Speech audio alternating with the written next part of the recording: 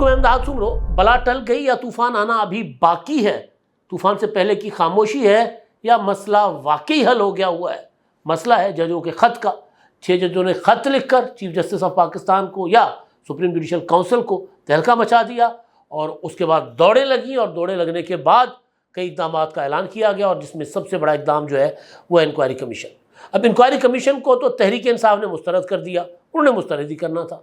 اگر تحریک انصاف یہ کہے کہ چیف جسٹس اپنی سربراہی میں جوڈیشل کمیشن قائم کر کے اس معاملے کی تحقیقات کریں، اور ایسا ہو تو پھر پی ٹی آئی کہے گی نہیں نہیں نہیں ہمیں منظور نہیں ہے، ہمارا مطلب یہ نہیں تھا۔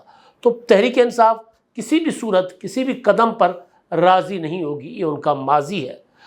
ایک تو یہ معاملہ ہے، اور دوسرا معاملہ جو ہے وہ چینیوں کا۔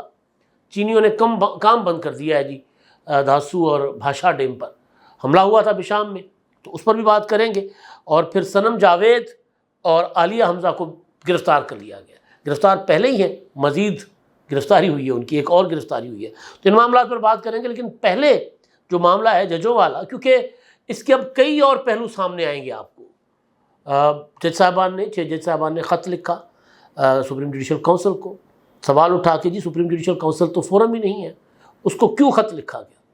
لیکن بہرحال سپریم جوڈیشل کونسل نے تو انٹرٹین نہیں کیا ان کے خط کو، جس میں انہوں نے کہا کہ آئی ایس آئی کے آپریٹیوز مداخلت کرتے ہیں، اپنی مرضی کے فیصلے کرواتے ہیں۔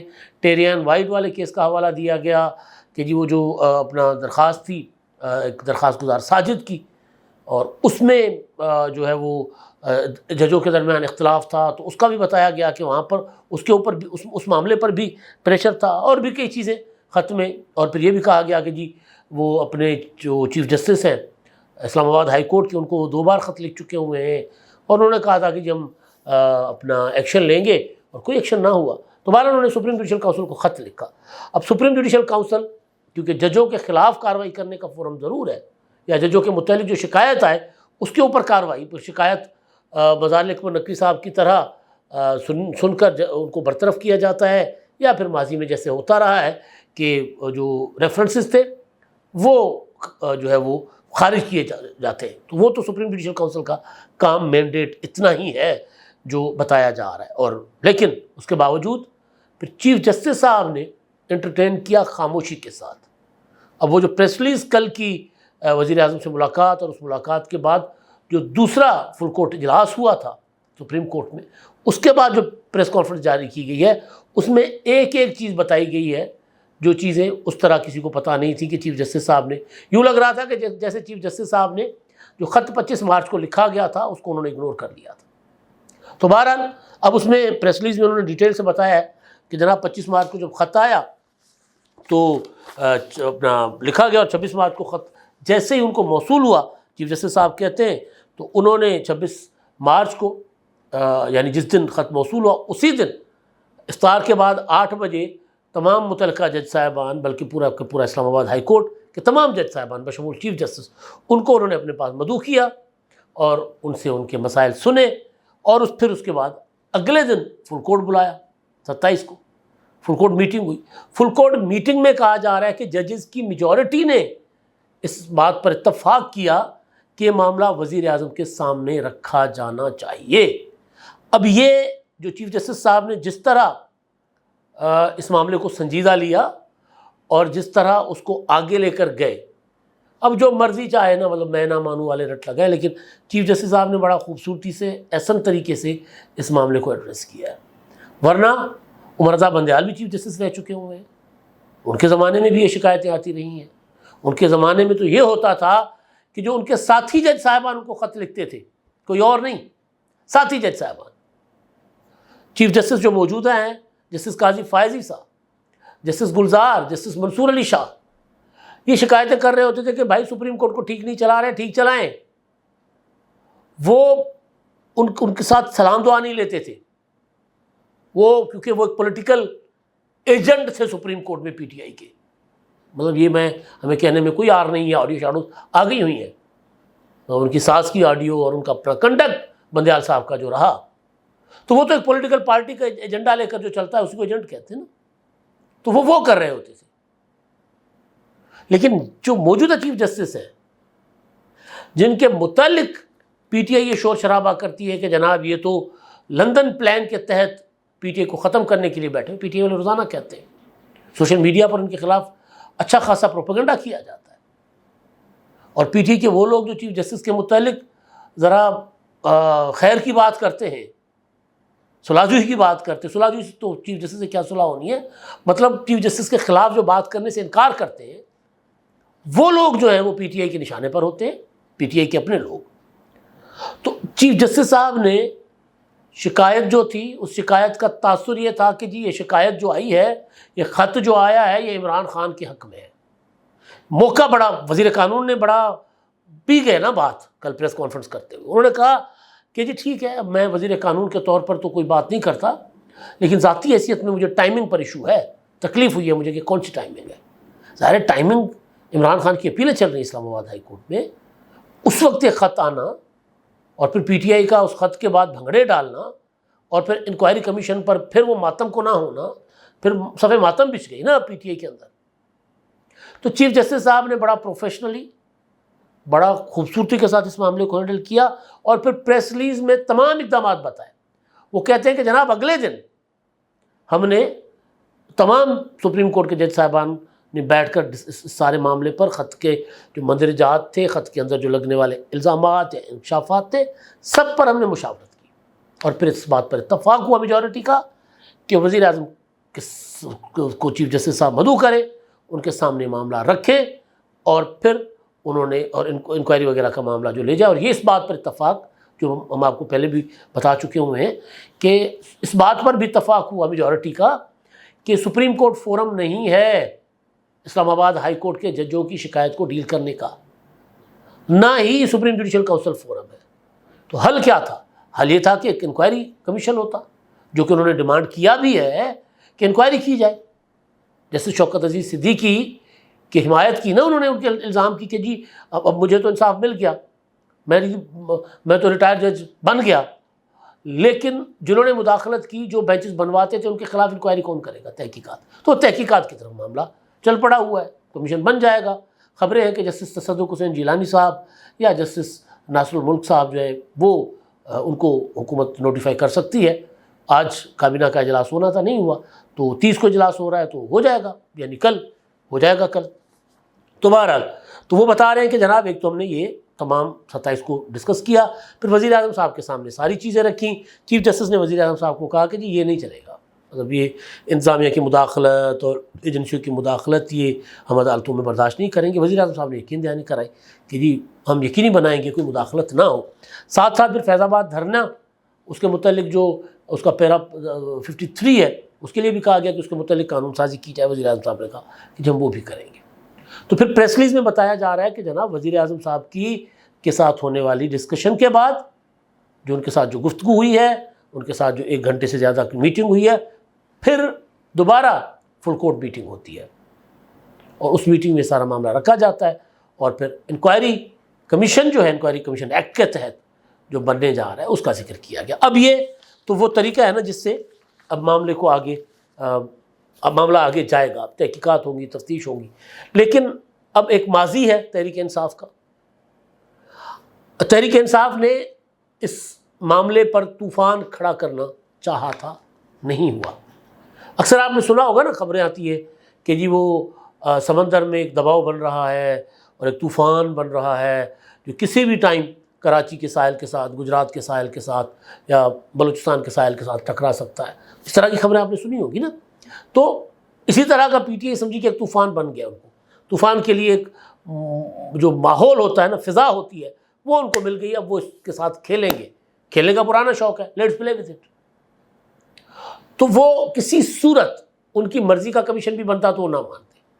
چیف جسٹس سوو موٹو لیتے تو ابھی پی ٹی آئی کہتی چیف جسٹس یہ مقدمہ نہ سنے, کیونکہ چیف جسٹس ان کی نظر میں خود فریق ہے.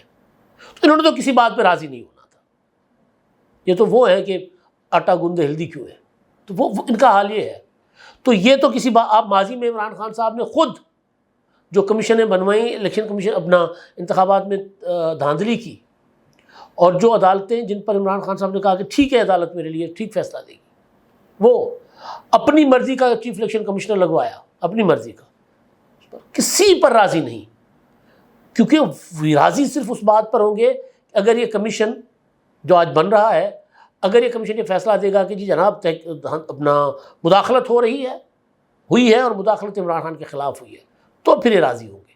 اگر وہ یہ ہوگا کہ جی مداخلت ماضی میں عمران خان کے لیے ہوتی رہی ہے، آئی ایس آئی کرتی رہی ہے، نواز شریف کو سزا مداخلت کر کے دلوائی گئی، اور پھر ابھی جو مداخلت ہے وہ ثابت نہیں ہو سکی، اگر یہ فیصلہ آتا ہے تو وہ چیخیں گے، چلائیں گے، دوڑیں گے۔